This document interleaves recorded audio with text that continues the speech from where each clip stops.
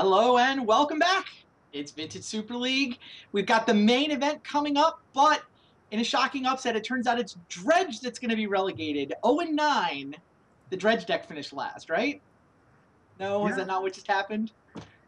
that sort of happened. I'm just shaking my head. I cannot believe what just happened to you. All three of your matches, that one included, just Yeah, I mean, I was crazy. much better than a 99% favorite in the first two, and this one was not the same. It wasn't on the same level as the first two, so it's not nearly as interesting. I mean, I mulled to zero and got turn two on the play with the rest back up is the only way I could lose. So, I mean, there's That's nothing you way can more say that's likely not going than to sound salty, but also when you just finished playing a trimester that no matter how many hundreds of Vintage Super League seasons we have, no one's going to run worse. Like it's going to sound bad. Like I got turn two'd by a deck that doesn't really turn two with the rest back up and counter back up multiple times, and every other game I mulled to zero. Oh well, happens. I mean, I guess it Well, doesn't I was happen, but watching. You're being it did. accurate. I know it sounds salty. I'm sure there's salt Yeah. going in the chat right now, but yeah, it's Oh, pretty much an accurate description of what happened. I mean, it is what it is. Like, yes, I ran worse than anyone will ever run, and at the same time, like, whatever, have to play vintage and move on with your life. And luckily, I ran hot the first 6 weeks, and so it didn't matter quite as much. It would have been nice to lock up the one seed, and I played a bunch of matchups where I was big favorite. I'm happy with the deck choice. Yep. Yeah, it's okay. So, with your loss and Luis's loss, Chris Pakula wins the regular season. So the meddling mage has the buy into the finals. We can actually pull up the playoff bracket. I think we've got that handy to talk about how things are set up. Chris Pakula has the buy into the finals Sunday, April 26th. That is the day after the regional PTQ, which I also know Chris is playing. Big weekend for Chris. He'll be sitting in the finals waiting for somebody. Now, the 2 seed, 3 seed is actually a tie between Eric and Luis. So we're going to have to figure out how to get the two of them to play off that tiebreaker. And whoever loses the tiebreaker match between Eric and Luis will be playing against me. I'm the 4 seed. So our next regularly scheduled Vintage Super League show, 2 weeks from tonight, it'll be me playing against either Eric or Luis to kick off the playoffs. When do you leave for the Pro Tour, Eric? A couple days. Couple of days. So maybe we'll pre-play that match, get that out of the way before you guys head for Brussels.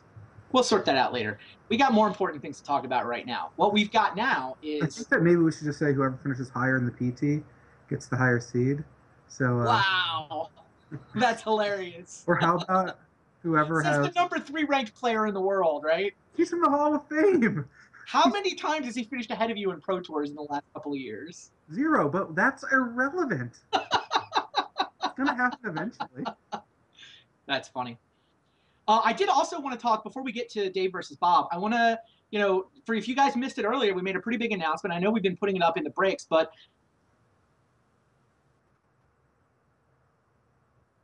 I do want to get it in standard Super League. So we're going to take 10 weeks between VSL Season 2 and VSL Season 3. And during those 10 weeks, we're going to launch a new league. It's going to be the Standard Super League. 8-person brackets. Every week will be an 8-person single elim between those 8 guys. 2 months of that, we'll figure out who the top 3 are, put a playoff together, and see who can win the Standard Super League. Yeah, a lot of big names in that one. Yeah, that's going to be awesome. I am super looking forward to that. I think that's going to be a lot of fun.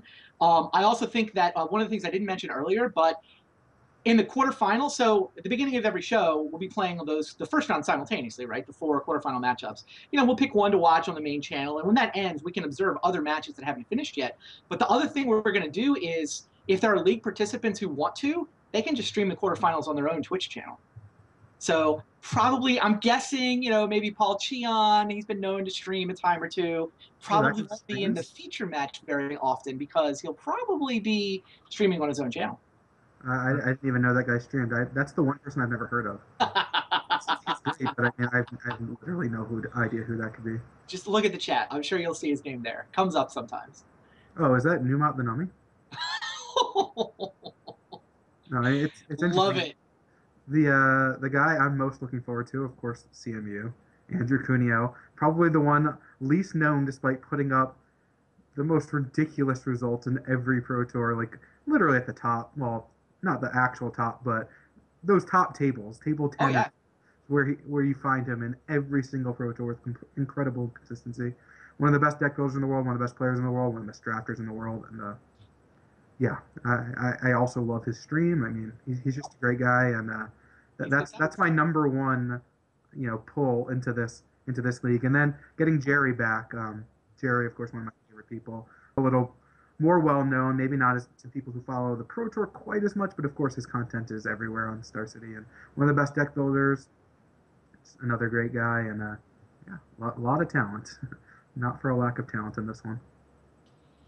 All right, but before we get to Standard Super League, we got this Vintage League to wrap up. We've got one match left in the regular season. David Williams is relegated out of the league if he loses this, but if he wins it, we'll have a three-way tie between Dave, Bob Maher, and Steve Menendian, who is sweating from the sidelines. Yeah, Steve kind of has has a lot on the line here. As each match kind of went off the books, less people into the scrum. Absolutely. Kai managed to get out of the scrum. Rich Shea managed to get out of the scrum. And against you, Tom Martell managed to get out of the scrum. So they all safely got to 4 and 5. But maybe there is no tiebreaker scrum. Maybe Dave just loses and it's a clean cut. We'll see what happens. I know a lot of people are rooting for David. I'm interested to see how this matchup. Now, do you have a take on the matchup? I don't think I've talked to you about David's Bugstill deck or the matchup against Bob and Doomsday. I like Dave's side. I don't think he's a massive favorite by any stretch, as in most matchups, other than the ones that I have played and lost. We haven't had too many monster favorites, so I think Dave's a little bit ahead here. He's got some good control elements, and can disrupt that Doomsday deck just enough to set up shop, I guess. And Wastelands are pretty good against these decks. Of course, Gush is a good flow to that, so there's going to be a lot of interesting interaction, but. Yeah, I definitely give a small edge to Dave. Dave had himself as a small dog here. He thought that he was maybe 45% to win. Sure. I mean, the big card I think is Notion Thief. If Dave just had nothing but Notion Thieves, it's very hard for the Doomsday deck. Oh yeah, when we talked to him in the pregame, he wished he had more. Notion Thief was definitely a card that comes in from the sideboard and Bob basically can't win while it's in play.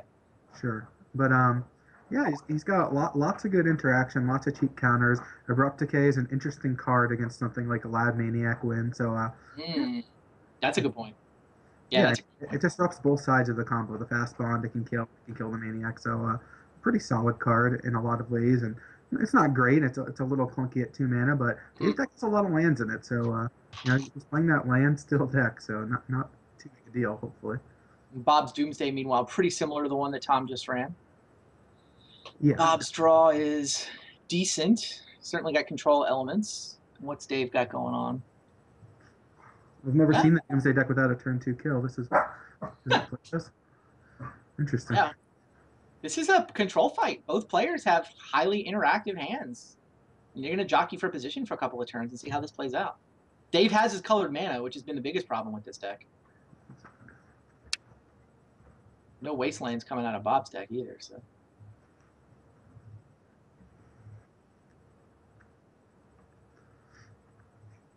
Yeah, I mean, no one's doing anything too threatening anytime soon, it looks like. We got although Bob's hand, 8 cards in it, combined converted mana cost of 6, one of which is Phyrexian mana. So he's going to lead with the Thoughtseize. Well, they've got lots of ways to answer that. Expect Misstep to get misstepped and pierced. And then Dave just to set up shop, sit behind a Mana Drain and Abrupt Decay, which is not a bad place to be. Although Bob's hand has some good card selection. Mm-hmm. So if you're Dave, you spell pierce this misstep. Make sure you don't get seized. Yeah, I mean, it's almost always going to be what you need to do, just because, if Spell Pierce is really good against their hand anyway, you're going to lose it, and otherwise you're going to lose a card that's even better against them. So there's not a lot to gain when you don't have anything else to cast. Like, if you need the 1 mana, you can certainly consider not Spell Piercing, but outside of that, there's not a lot to lose. Misstep seems like a good draw here. That's a great draw versus Bob's hand. Brainstorm Preordain. Force of Will.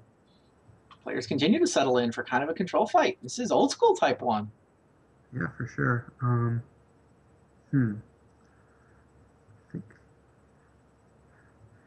This brainstorm doesn't look super exciting just because Bob's hand doesn't have anything he's looking to get rid of yet. So he's got the ability to set up brainstorm with the fetch land and Yep. really turn into, the most powerful brainstorm you're capable of. But he's not really hurting for anything right now. It's not like he's looking to, force any action yet. The control fight is perfectly reasonable one to be in. So kind of just looking for more cheap interaction, but none of those cards you want to get rid of. I mean, Tutor's great. No real reason to shuffle away a Force of Will, and Preordain is one of the stronger cards as well. Well, he does elect for the brainstorm, not the preordain. I Runs think it into that second misstep. lucky here that Dave has the Mista because the brainstorm wasn't going to be super strong here. Now you go ahead and preordain. Yeah. I wonder if Dave lets this one resolve. You're not going to manage it, are you?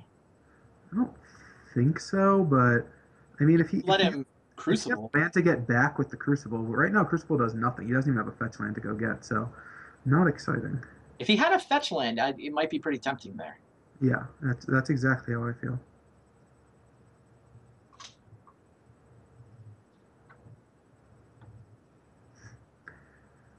Force of Will, so still nothing going to be happening anytime soon, it looks like.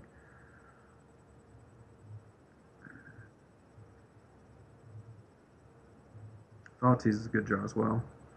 So that'll actually force Dave's hand. Likely going to Mana Drain, which will let Bob set up Tutor with Force of Will backup. Not that Dave can actually stop the Demonic Tutor once the drain is gone. Mm-hmm. The question is what Bob actually gets. Could just go get Doomsday. I would think it's Doomsday. You can Doomsday with Force of Will backup in theory. He'll have to say go to bootstrap his way into the pile, but I mean, that happens, and it's not like he's under any pressure. Right. The issue with going for the Doomsday kill is, of course, if your Maniac gets Abrupticate. Which is exactly what's going to happen the way this draw plays out right now. What's he supposed to do, though? Just DT for Ancestral? I can't exactly see his graveyard, but DT for Yawgmoth's Will is typically pretty great. Sure. I think he needs a little bit more mana. Like he would want another land in play, and then with the fetch land, because he's got so many things in his graveyard that cost one. So, if he already had a Lotus in there, or could go get Lotus. Yeah, without that, though, I think the Ancestral is the card advantage he's looking for. Mm-hmm. Dave gets 1 mana from the mana drain, draws a blue card to go with his Force of Will, which is kind of crucial. Now, I would think he just taps out for Crucible here. It's either that or he just lets the mana go to leave up Abrupt Decay. I don't think he leaves up Abrupt Decay against this deck, although he does. It does represent something like Mana Drain, which is... Look, your opponent did just Demonic Tutor. True. Right, your opponent is probably ready to go for it. Wow, Bob top decked Doomsday. Goes for the Ancestral here. And yeah, Dave suspects that much choice but to fight over this one. But Bob's going to fight back. Ancestral resolves, and Bob hits in such a way that he can go for the win. That Abrupt Decay is going to be gigantic. I don't know if that's a realistic thing for him to do, although once this Ancestral resolves, it shows that Dave is out of counter magic, but... Mm-hmm. Although I guess you could have like Spell Pierce, but even that, you can go for the Doomsday kill with that because you're just going to be left, with a live Maniac in play. You just win next turn. I came up with Tendrils, Preordain, and Flusterstorm. Storm Count is getting up there on this turn, but he doesn't have the mana for the Tendrils. He'd have to Preordain into a Lotus here. Even then, it's probably not up to all the way up to 8. Gush is a great card in this deck. What's the other one he's looking at? The Lotus. Jeez. I think that top, right? Gush into the Lotus. How close is he to a Tendrils kill? 4, 5, 6. Can we see the Storm Count on the Tendrils? He's off by 1. I think he can do it for 14. Ancestral, Force of Will, Preordain is 4. Gush, Lotus, Tendrils is 7.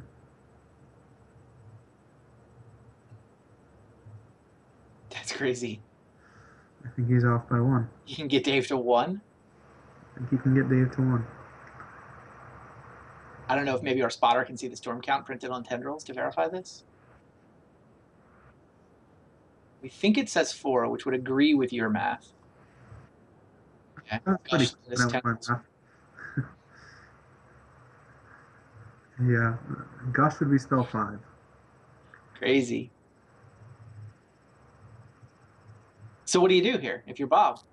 That's a great question. I'm not Bob. uh,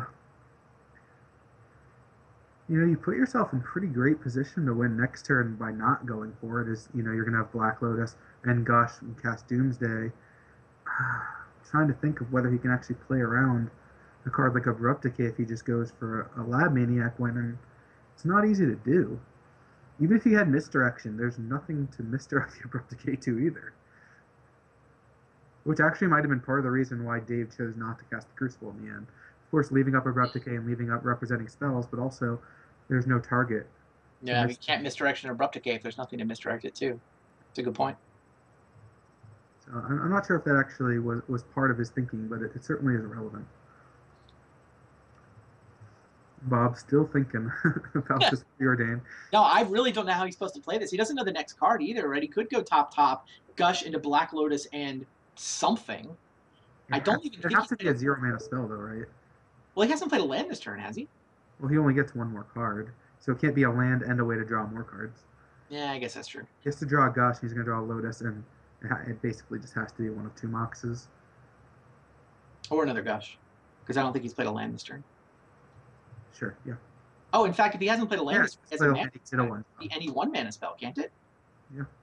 Lotus, he hasn't played a land, has he? Doesn't he have this 3?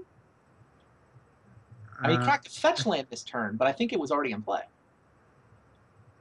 I believe you're right, because we were talking about something similar last turn. So he's got 1 mana. He's got 1 mana to spend. It's any 1 mana or less spell. Mm-hmm. Well, that's also should everything go according to plan. Also, Yawgmoth's Will wins. Pretty easily, actually. Yawgmoth's Will is pretty great. I mean, the outs are starting to add up, right? I would top Gush and see what happens. The question is that whether you need to go for it, because his hand's so good. Like, Dave's down to 2 cards. We assume he doesn't have counter magic because he let Ancestral Resolve. How are you losing this game? Like, you certainly don't have to win it this turn. Because Dave can't combo off. It's not like he's going to run into a sequence of spells where, now Dave just killed me. Like, that can't happen. So, how greedy do you want to be? Like, you are setting yourself. You are losing the Gush in your hand. Let's say you want to cast Doomsday next turn. You can cast Doomsday with Gush in your hand, and, well, it's a pretty great spot to be with Flusterstorm. Is it even... What's that bad if you Gush and miss? You still are set up to go Doomsday. Right, but you'll have no mana up and no Gush in hand, so you'll be setting yourself up to go Doomsday go. Yeah. It's fine, but... All right, well, definitely have to go Doomsday go when you have Flusterstorm in hand, which you will not be able to cast unless you draw Mox. So the thing is, no matter how he plays it, he's very far ahead. And the question is that I'm sure Bob's trying to figure out is which one is further ahead. Well, he says go, and Dave draws a Deathrite Shaman, which I can't imagine he's going to play if he wasn't willing to play Crucible. Well, Crucible was just 3 mana to do nothing, so it's not like he was losing a whole lot, but I agree with you. He's not going to. You got to leave up Abrupt Decay at this point. So Bob did go top, but said go. Did not want to try to Gush his way into a Storm kill. He instead is now set up for Doomsday followed by Gush. This plan just loses to Abrupt Decay, though, doesn't it? It's possible to get the high enough Storm count right now that he can Tendrils kill with Flusterstorm up for. Does Dave play Flusterstorm? I'm not 100%. I don't think he did, but. You might have one. So you think Bob should Doomsday into a Tendrils kill rather than... It's going to easily be enough cards. Yeah, why would you not? He gets Lotus, Doomsday, he gets the Gush, he gets to replay Lotus, Ancestral, Mox. That's so many cards. Well, I mean, all his graveyard goes away. He's down to just the cards he casts. Right, but he has Lotus, Gush, Doomsday in hand. his Gush is going to hit Lotus Ancestral. He's still going to have Flusterstorm up to protect all this. And then he'll Ancestral into whatever, you know. Yawgmoth's will. Well, that doesn't even matter. Like, his graveyard's going to be gone. Of course, the Lotus is going to be there, but he won't be able to cast Ancestral again because his library will be 0. And True. so, you know, he'll just go like Mox, Ritual, Tendrils for 1, 2, 3, 4, 5, 6, 7, 8. Yeah, that's for 18 with Flusterstorm back up. Yeah, I'll buy it. I think is So right. there is a Tendrils kill available off this Doomsday, which would play around the Abrupt Decay that we know David has in his hand, but Bob does not, in fact, know about. The more traditional, the more normal vanilla Doomsday stack of Laboratory Maniac, deck myself, the Maniac means I win instead of losing, is actually very vulnerable to David's Abrupt Decay. So we'll see. Instead of getting like he could. No, it doesn't really help. You just get like Duress.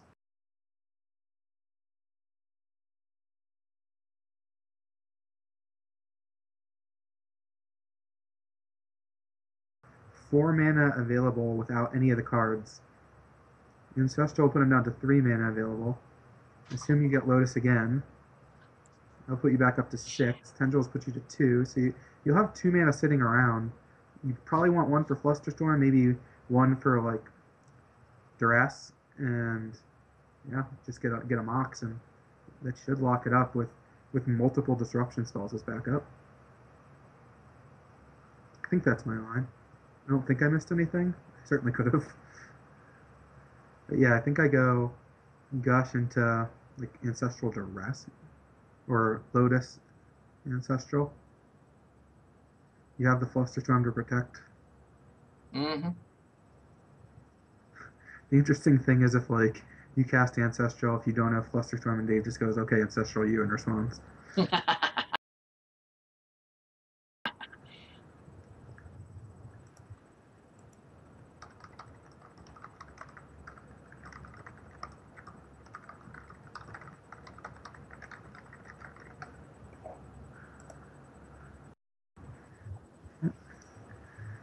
will see. All right. Bob get. Stacks his deck. Floats 2.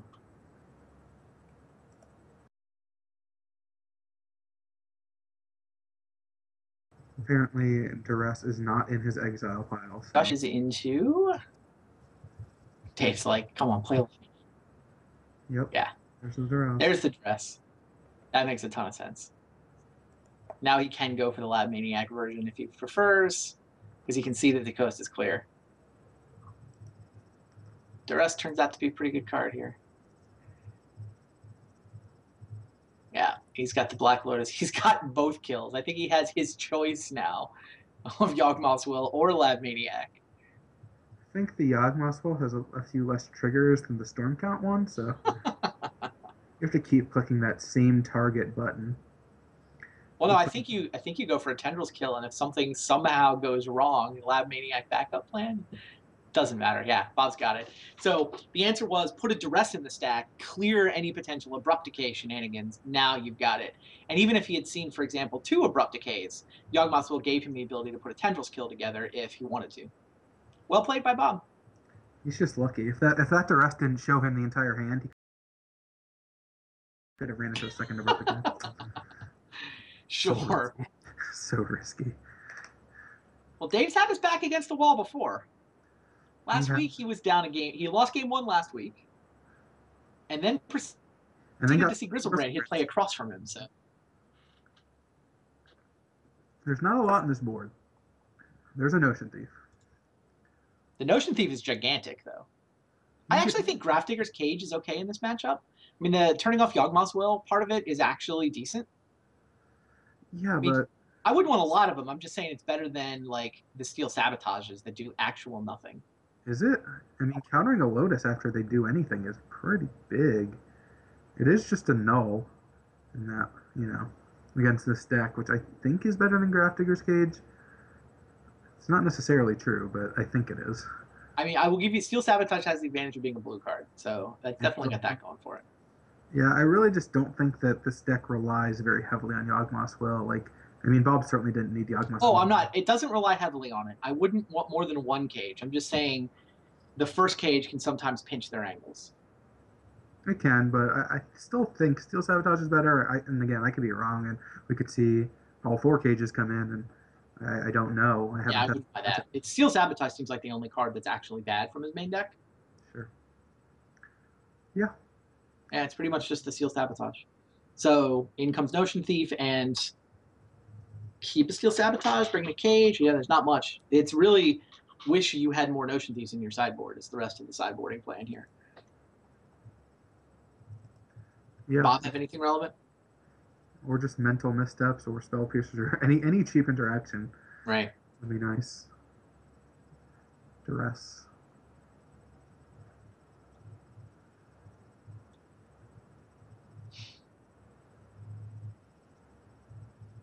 We should have a Steve Menendian cam. Watch him sweating while he watches.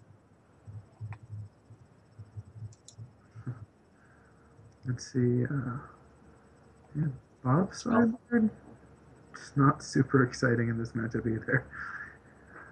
Nature's Claim, maybe, probably not. Seems like you probably just keep your combo intact. Don't mess with it. I mean, he doesn't need his Hercules, so there's probably something that's got more marginal utility than a Hercules. Oh, the Xantid Swarm, sure. Oh, Xantid Swarm. I didn't get that far down. Yeah, Xantid Swarm makes sense.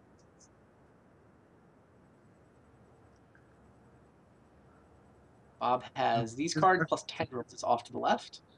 Dave did bring in the Grafdigger's Cage, which is particularly good against the Yawgmoth's Will Tendrils. It is. Dave's hand looks abysmal. Interesting. He's got no colored mana sources once again. He's got a Deathrite Shaman, which I guess makes 1 colored mana after he activates the Strip Mine, but I don't know how it's getting into play. Right. Yeah. Interesting. Do you keep that hand? No. Strip Mine, Grafdigger's Cage, some double blue cards. He does have the Mindbreak Trap, which makes it a little easier to keep, I guess. I mean, it means your opponent's kind of going off on you, but it's a nice answer to have when that happens. Yeah, I don't know. It is a fairly sketchy keep, right? No colored mana, no ability to generate colored mana. Yeah. Oh, there's Doomsday.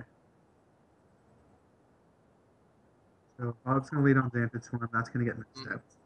And Dave's going to need to draw a colored land basically immediately. Yeah. But I mean, he also had the misstep. I mean, that's another case for keeping his hand. He does have the ability to misstep something. I don't know, strip mine something. Does Dave's whole tournament life come down to drawing a colored mana source off the top of his deck right now? Yes. Yes, just yes. Would usually happen when you keep a basically zero lander. The man is a gambler. Does like a gamble. And if he draws the land, his hand's fine. It's not great. Turns the whole hand on. I'm saying even if he draws the land. Oh, colorless mana! Better than something. You can get a Standstill down. It's a start. I mean, Bob only has 1 more land in his hand, although he does have a top. If he doesn't draw land and Dave draws, let's say, one of his 4 wastelands. Man, that Mishra's Factory. Dave already wishes he had 1 less Mishra's Factory and instead had more colored mana in his deck. Was it this picture of Mishra's Factory? Did he so that he knows whenever I draw that summer Mishra's Factory? I'm going to guess all his pictures match. I don't think those options are available. Okay. Oh, Sapphire. Can't cast a Deathrite off of that, but it's not nothing. Can cast a Standstill. Yeah. And will. I mean, Interesting. You can't ask for better 2 draw steps than Dave had. I mean, sure, there were better draw steps, but I mean, these were well above average. Agreed. Because he really did want 2 mana sources, and of course he'd love for one of them to have cast Deathrite Shaman, but, you know, we are where we are. Yeah, now, so he just wants to attack with Mishra 10 times. No problem. Bob does have a top in play before the Standstill, so he will get to do some setting up of his draws, put himself in at least a decent position should he not want to crack this, and really has no reason to crack it now anyway, not that he even has a spell he can cast. And that spins are exactly what you want when you can keep shuffling, keep spinning. So how does the Standstill play out? We haven't really seen Standstill stay in play for very long. Yeah, Hilarious. this is only the Ancestral second off time top. I think Standstill's been cast, and drawing Ancestral right afterwards is not exactly the best spot to be in. So now Dave just wants to pass and leave up Ancestral, hoping that Bob cracks this, but there's no reason for Bob to crack it. He still just has land drops to make and tops to spin. Yeah, so Standstill, if you haven't seen it before, it basically says whoever casts a spell next, their opponent gets a free Ancestral Recall. And so the idea with Dave's deck is that, well, he puts Standstill in play. His opponent doesn't want to give him 3 free cards, but Dave has cards like Mishra's Factory that allow him to just attack, attack, attack. And Dave doesn't have to break the standstill. He can win without ever breaking it. It's kind of on Bob to be the guy who has to break the standstill, and Yeah, but thus Dave's cards. if Dave's Meanwhile, not Dave draws a Wasteland, pretty solid. if Dave is not able to develop his board and his mana, Bob is going to be able to craft a situation where he has a bunch of lands in play, and right now he's outlanding Dave, and be able to cast, a lot of his powerful spells and be able to force them through. So, Yeah, the situation Bob's probably trying to sculpt is he breaks the standstill during Dave's end step, and Dave already has a grip full of cards because they play 3 or 4 more turns. Dave can only play lands. Then Dave is just discarding the excess cards anyway. Bob can untap and just go off and win, ideally. yeah, I mean, right now Bob's under essentially no pressure to break this. He's able to keep hitting lands, which is exactly what you want. The top's able to, What do you think of Dave's decision to not attack with this Mishra spell? it's tough because he wants to be able to represent things. He wants to be able to cast Ancestral. I mean, there's some chance Dave breaks his own standstill at some point. I mean, it really depends on how this game plays out. Right now, Dave's not in a good position, and his opening hand was it was gonna be tough for him to be in a good position this game. I'm not sure I understand not attacking with Mishra. Like maybe eventually you decide you have to break it yourself, so fine, take a turn off attacking with Mishra, right? Yeah. What is he representing? He's not necessarily representing anything, but he get 3 new cards if Bob plays a spell. So he could actually draw something he wants to cast. Right now, I think he just figures that the 2 damage isn't going to be adding up. And so if Bob does cast a spell, he's going to want to draw his 3, maybe draw another 3 off Ancestral, and might need to hit like a bunch of Force of Wills. But Bob's the one who's topping. It doesn't seem like right. Dave, waiting around doesn't really help David. Yeah. The fact that top got into play before Dave was able to play the standstill made things tough. It does look like Bob's run out of lands and reshuffle effects, or at least reshuffles that don't trigger. Wow, he brought in multiple cages. Bob doesn't have very many more lands in his deck. I mean, 1 underground's already been stripped. David up to 8 cards, so he's discarding to hand size. Down goes Grafdigger's Cage. Bob going to be discarding to hand size unless he draws something here, right? Bob just has 2 tropical islands left in his deck and a bunch of fetch lands that can go get them. But interesting. I guess there's a reasonable chance he also brought in the basic forest to go with his Anted Swarms against the Wasteland deck. Yeah, he should absolutely have brought it in against Wastelands.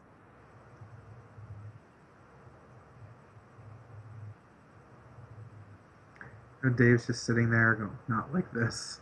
I mean, there are downsides to keeping 1 strip mine hands. They invented a new mulligan rule so that you weren't forced to have it happen anymore. All right, Bob is also discarding a hand size now. Merchant Scroll was his choice. It was actually a common thing in the beginning of Magic where you can only mulligan essentially your 0 land hands, that people draw their 1 strip mine as their only land, and all right, well, that's your 7. Good luck. It was one of the balancing factors around strip mine. It was. The fact that the back of the card was a little different.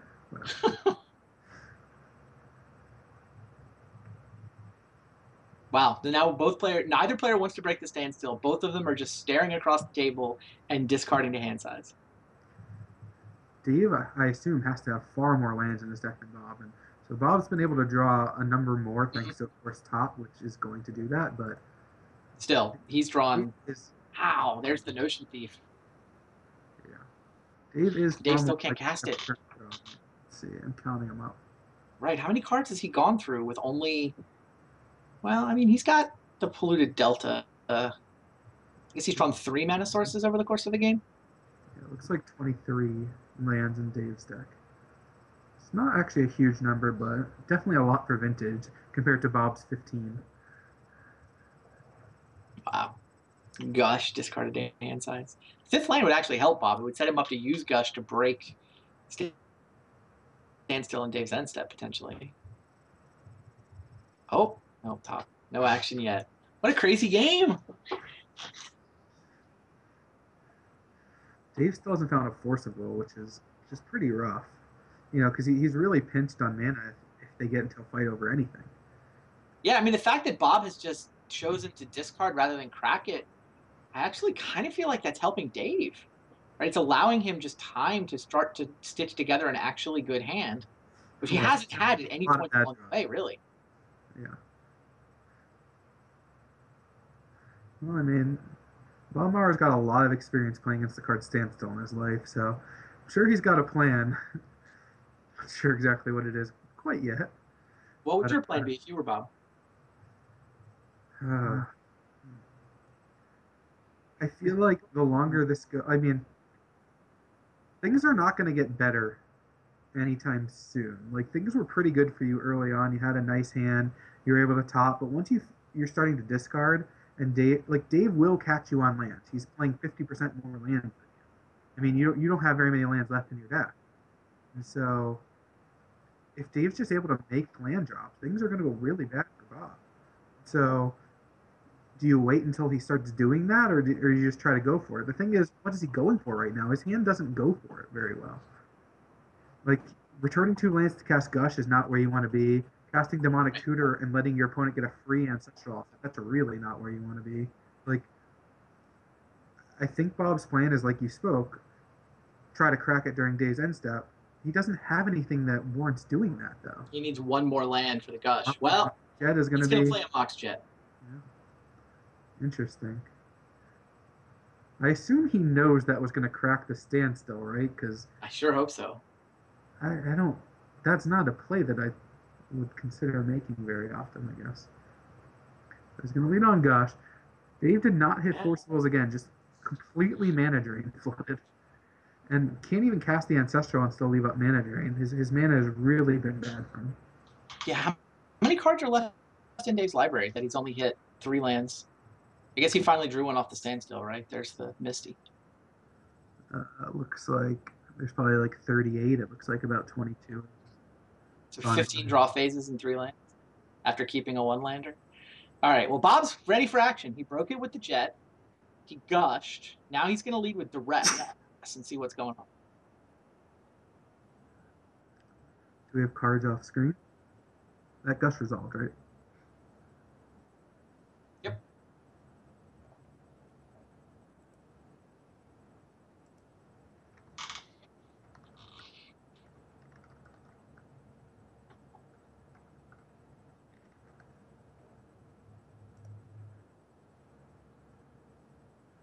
Do we know what is off screen?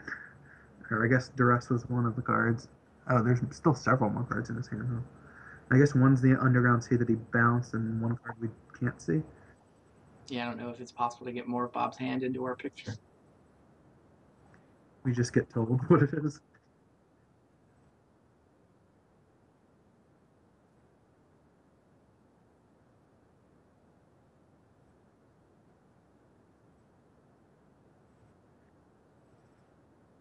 This Duress is pretty great, as Dave only has 1 free counter in his hand. Yeah, Bob's going to see what? The Mindbreak Trap and Mana Drain is essentially what he's got to fight through, but that's it. Yeah, the Ancestral is not going to resolve because of mental. Wow, it's going to Ancestral as a response. That takes Mana Drain down, but gives Dave the... Well, if this gets missed out, Dave could then Mindbreak Trap both of the spells on the stack. So if Bob did not have Dave could have blown him out. Because Mindbreak Trap would have taken care of the Duress and this step. Ancestral Resolve. So now Dave has, I think, 31 cards in his hand? Approximately. And still did not hit a Mental Misstep or a Force of Will. That's incredible. Wow. Or even as much of a Spell Pierce. Yeah, Spell Pierce would have been useful there too, right? Potentially. It's just a card that can be cast. Like Right. this is Right. ridiculous. Like look at his hand. It's terrible. It's crazy. Yeah, he can't find any free counters.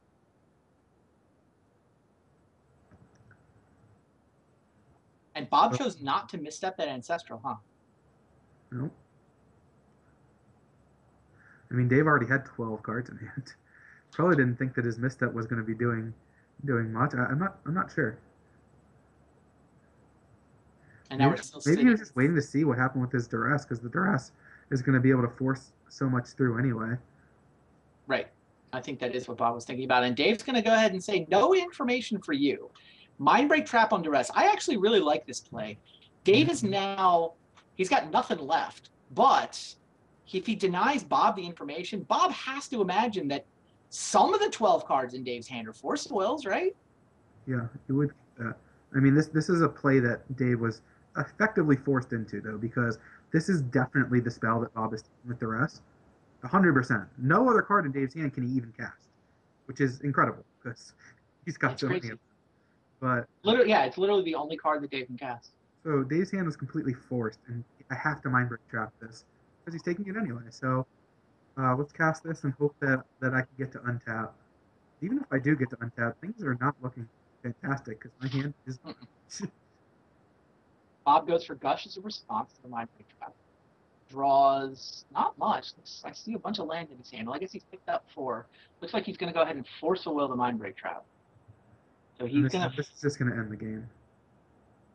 Well, Bob's not actually, unless there's a Ritual or a Lotus in there, he's not actually in position to cast Doomsday. It's a fast. Floating Man is blue. That green card's a fast bond. Oh, and I assume there's a tropical in there. Like we don't know that he has green mana, but there could easily be one off screen. Yeah, it doesn't have to be tropical either. Just any fetch land tropical. Yeah. Okay. There we go. Even the Vampiric Tutor, if he had none of those things, he could draw it off the top and yep. Off. Not that he even needs to cast Doomsday. This tendril is for millions. I mean, Mindbreak Trap is being cast for its trap cost, and lots more spells are happening. So, Bob is going to get to see the hand, see that Dave has bricked on his draw 15, and easy. I'll do it. Yeah, duress resolves. Bob sees literally no cards that can be played.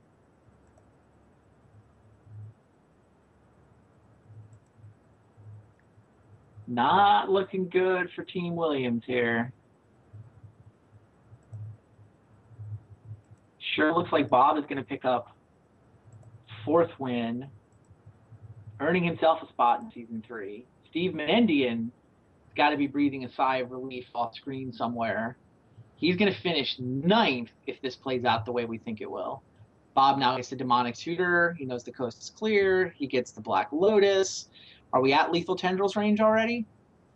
Oh, yeah. We've cast Gush, Duress, Force of Will, Mindbreak Trap, Mental Misstep, Ancestral Recall, Fast Bond. This Tendrils is for hundreds. Sacks the Lotus for green mana so that he can play the Fast Bond so that he can turn on the rest of his hand. Now what? Doomsday and top? I think he just cast the Tendrils for 800. All right, yeah. Underground Seas, give him the black mana. If he was playing against anyone besides his best friend who was about to get knocked out of the league, he might have showboated a bit more, but... Yep. Bob Maher wins the match. No ties for last place. It is a clean cut. David Williams at 2-7 will not be participating in season number 3.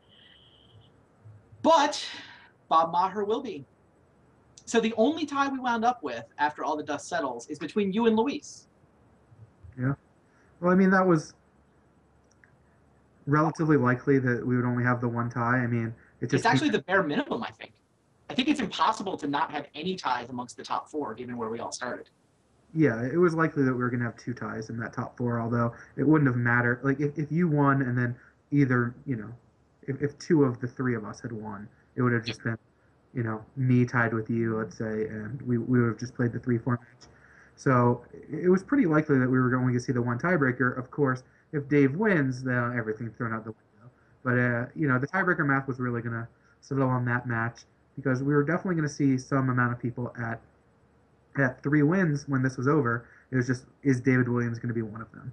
And he had to win his match to make that happen. And if it happened, it would have been at least a two-way tie, but likely 3 or 4. Would have been 3, but yeah, didn't happen. David Williams. Yeah, I mean, I doubt we've seen the last of David Williams long term. He was obviously great for the league, great in the commentary booth. I know he was already saying he wanted to guest in the standard Super League commentary booth. I'm sure we'll find a time that works out to take him up on that offer. But now we turn our attention to the top 4. You and Luis will play a tiebreaker to find out which one of you has to take me on in a 3-4 match after the Pro Tour. Yeah, let's pull the schedule up and just kind of remind everybody all that went down today, where we wound up. We started off with a match between Chris Pakula and Steve Menendian. Pakula with the Merfolk just punted away game 1. And we were talking to him after this match. He was embarrassed. He just misunderstood how Cavern of Souls worked. Named Merfolk with his first Cavern, named Illusion with his second Cavern, went to tap them both for a Lord of Atlantis, and it doesn't work. You can only get blue mana for the Lord of Atlantis if you name Merfolk. So that cost Chris the first game, but he came back and won the second 2 games. So Steve Menendian had to sweat the rest of the evening out of fear of falling into a tie for last place. Pakula knew he would be in first, Chris with that win. Second match, Kai Buddha with the Belcher deck against my Merfolk. Pretty good matchup for Merfolk. I actually thought I was the biggest favorite of any of the 5 matches today, but 3 close, interesting games later, I never drew a null rod. Kai played great and got the win. Game 3 was particularly interesting, where I stopped him and was beating down, but Kai top decked the Tinker and then top decked the mana to activate Belcher. Pretty cool match. Kai got there, so he got to 4 and 5. Dropped me into guaranteed 4th place. Luis got Vargas against Rich Shea. Rich with the deck. Great matchup for Rich. Maybe even, I don't know if that's better than Merfolk versus Belcher. It might actually be. Pretty lopsided match. Played out pretty much the way Luis thought it was going to play out, which is that he had very little chance. Grizzlebrands came down. Rich got his 4th win. Luis fell out of the tie for first place. And then you played against Tom. And Dredge, oh my goodness, Dredge falls to 0-9. Doomsday just turn 2 kill with a duress, and Tom Martell gets out of the tie. You fall into the tie with Luis with 2nd place. And then, yeah, the last big match at the end, David Williams trying to force a 3-way tie for last, but coming up short. Bob Maher gets there with Doomsday. Doomsday had a pretty good set. Bob finishes up at 4 and 5, same place he did last year. He's a consistent one, that Bob Maher. Yeah, I guess Tom Martell also ran back to 4-5, right? He's a consistent as did Rich Shea. All 3 of them have gone 4-5, 4-5. All right. I gotta say, should we even have them play it out next year? Say that again? Should we even have them play it out next year, or just randomize who gets the 4 wins and the 5 losses? I think we'll have them play it out. All right, cool. All right. I think we're going to make you and Luis play it out, too. We're not just going to put you back into the playoffs for a 3rd consecutive year. Although, certainly impressive that the 2 of you have gone back-to-back with playoffs. Our time is valuable, Randy. We are very valuable resources. So maybe give us a bit of a break. We'll play it out for seeding and go from there. No, things look great. I mean, we were 6-0 and 5-1 coming into this last trimester, and I don't know how much of that was running good, and I don't know how much of the last few weeks were running bad. But I guess things do have a tendency of coming back to average, coming back to the mean, and coming back to earth, I guess. With that. Sure. Yeah, I guess the 2 of you went 1-5 in the last set to let Chris. What's up? Leapfrog you.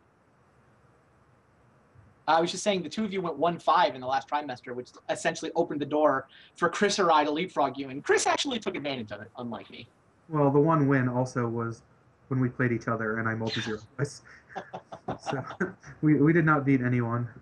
I mean, I was pretty happy that, I mean, Kai was commenting in our chat that it didn't matter because game 3 I was just gonna get screwed anyway. But I finally got to play a game. That felt nice. Like, I was just waiting for that. Like, when I started playing it out, I started playing a little bit slower. I'm like, I'm not sure exactly how this deck works. I haven't got a chance to play it yet. So I almost had a chance to play it against Bob last week when I got to dredge for 30 cards on turn 2, but no Narcomoebas or Cabal Therapies or Blood Gas somehow in those 30. So I got turn 2'd after he ran off 5 cards in a row. Just like, oh man, Dredge, what are you doing to me? All right. Well, we Playing Dredge will. again. You guys better be ready. If you want to play Dredge again in the playoffs, I am totally fine with that. Yeah, Feel free. The deck is clearly cursed. it's all right. I'll find a way.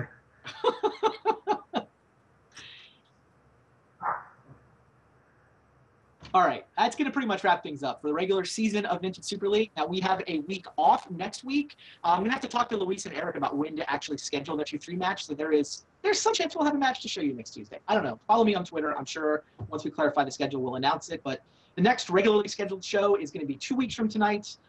Somehow, we will need to have broken the tie between Luis and Eric before we get there because one of them is going to be playing me. Now, the playoffs are actually, we haven't really talked a lot about this. They're worth talking about. Every round of the playoffs gets its own show. So that show will be me versus one of these guys. Each player can bring 3 different decks, and it's best 3 out of 5 matchups, where first 3 matches, you have to play each of your 3 decks. Now, there's no rules about how different those 3 decks can be. Hypothetically, if you wanted to show up with a copy of Dredge, another copy of Dredge, and a 3rd copy of Dredge, totally legal. No obligation that they be different, but you can bring up to 3 decks. You play deck A, deck B, deck C, and then choose whichever of your 3 decks you feel like playing for the 4th and 5th match, if necessary. So that's our format. It's decks to Brussels, and then on Sunday, in between the semifinals and finals, assuming Luis and I will be playing in both matches anyway, we can just play out our vintage tiebreaker live. Play them in Pro Tour with real cards. Yeah, I like it. Hey, look, I'm open to suggestions. We just got to work it out. We just got to know. I got to know who I'm playing against before I start building my decks. All I need. Just got to prepare for both of us. Prepare for both of you. Similar. I certainly can't beat the 2-headed giant monster of Eric and Luis. No way. We'll see. All right. Well, that's going to wrap it up for week 9. I'll see you in Brussels shortly, Eric. See all of you guys out there in 2 weeks when we will be back with the playoffs of the Vintage Super League. See you then.